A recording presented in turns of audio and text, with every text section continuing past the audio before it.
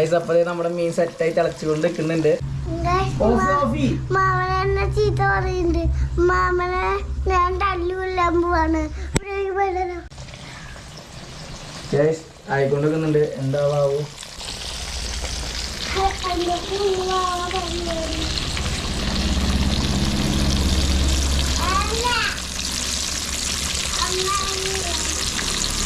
Guys നമ്മളൊന്ന് തിരിച്ചിട്ട് നോക്കിണ്ട്. നോക്കി ഒരു സൈഡ് ആയിക്കൊണ്ട് നോക്കിയേ ഏത് രീതിയിലായിട്ട് വന്നിട്ടുണ്ട് മീൻ. എന്താവാവോ ക്ലൈമാക്സ്. നമുക്ക് എന്തായാലും ഈ തലഭാഗം ശരിക്കും മുങ്ങുന്നില്ല. നമുക്ക് കുറച്ച് ഒന്ന് മുക്കി പിടിക്കാം തലഭാഗമൊക്കെ. ബാക്കി എല്ലാവർക്കും ചാവുന്നുണ്ട്.